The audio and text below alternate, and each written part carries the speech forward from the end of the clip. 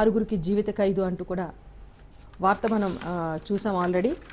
నమస్తే తెలంగాణలో చూసుకుంటే అన్నదాతకు ఎన్ని వెతలో అన్న అంశాన్ని ప్రధానంగా బ్యాన్ రైటంగా తీసుకొని ప్రచురించారు. అన్నదాతకు ఎన్ని వెతలో, సో ప్రతి జిల్లాలో కూడా ఒకటే పరిస్థితి కనిపిస్తోంది. యాసంగి పంటకు సంబంధించి సాగునీటి విడుదలలో ప్రభుత్వం జాప్యం చేస్తోంది.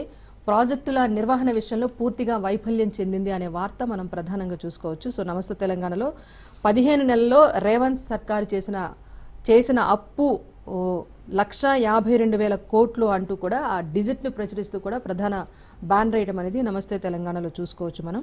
సో రాష్ట్రంలో సాగుకు సంక్షోభం ఏర్పడింది, సంక్షోభం దిశగా సాగు వెళ్తోంది. చక్రబంధంలో ప్రస్తుతం రైతన్న చిక్కుకున్నాడు. అటు ఎస్ఆర్ఎస్పికి సంబంధించి కానీ నాగార్జున సాగర్కి సంబంధించి కానివ్వండి ఇబ్బందులు పాలవటం తప్పిస్తే వేరే పరిస్థితి అయితే లేదు. సో రైతన్నలకు సంబంధించి ఇటు రైతు భరోసా వాటి విషయంలో ఒక క్లారిటీ లేదు. వీటితో పాటుగా ఇప్పుడు సాగునీటికి కూడా సకాలంలో ఇవ్వకపోతే రైతన్నలు తీవ్ర ఇబ్బందులు పడాల్సిన పరిస్థితి రాష్ట్రంలో ఉంటుందని చెప్పేసి దీనికి సంబంధించిన వార్త ప్రధానంగా ప్రశ్నించారు. దీంతో పాటుగా మద్దతు ధర కోసం అటు పసుపు రైతులు ఆగ్రహం వ్యక్తం చేస్తున్న వార్తకు సంబంధించిన డీటెయిల్స్ కూడా ఇక్కడ పేర్కొనడం జరిగింది. దీంతోపాటు టీడీఆర్లో రేవంత్ భారీ స్కామ్, ఇందాక మనం చెప్పుకున్న స్కామ్కి సంబంధించిన వార్త మనం చూడొచ్చు. ఇక కాంట్రాక్టర్ల జేబులోకి రైతు భరోసా అనే మరో వార్త కనిపిస్తోంది. రైతు భరోసా కోసం విడుదల చేసిన నిధులు, పెండింగ్ బిల్లులు అన్నీ కూడా దారి మళ్ళీపోతున్నాయి, కాంట్రాక్టర్ల జేబుల్లోకి వెళ్తున్నాయంటూ కూడా రైతన్నలు అయితే లబోదిబం అంటున్నారు. రైతుల ఖాతాల్లో ఇప్పటి వరకు కూడా జమ అయిన సొమ్ము కేవలం 1,800 కోట్లు మాత్రమే. దీనికి సంబంధించి మిగిలిన 1,700 కోట్ల రూపాయల నిధులు ఏవైతే ఉన్నాయో ఇవన్నీ కూడా కాంట్రాక్టర్ల బకాయిల కోసం చెల్లించేస్తున్నారా అన్న ఒక ఆవేదన కూడా కనిపిస్తోంది. సో దీనికి సంబంధించిన వార్త మనం ఇక్కడ చూసుకోవచ్చు.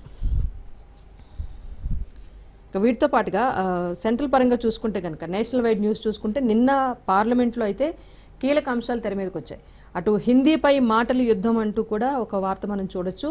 తమిళనాడు ముఖ్యమంత్రి స్టాలిన్ చేసిన ఆరోపణలకు సంబంధించి డిఎంకే చేపట్టిన నిరసనకు సంబంధించిన వార్త మనం చూసుకోవచ్చు.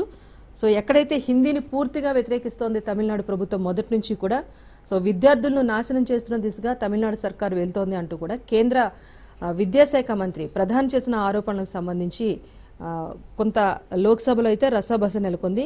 దీనిపైన మంత్రిదంతా కూడా అహంకారపూరిత ధోరణిలో వెళ్తున్నారంటూ కూడా ప్రధాని వ్యాఖ్యలు చేశారు. దీనిపైన తమిళనాడు సీఎం స్టాలిన్ తీవ్రస్థాయిలో విమర్శించారు.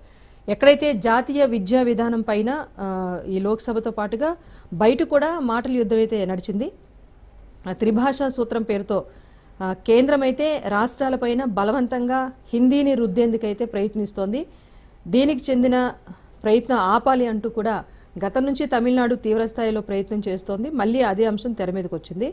సో ఈ సందర్భంగా కేంద్ర విద్యాశాఖ మంత్రి ధర్మేంద్ర ప్రధాన్ చేసిన వ్యాఖ్యలపైన కూడా చాలా అభ్యంతరాలు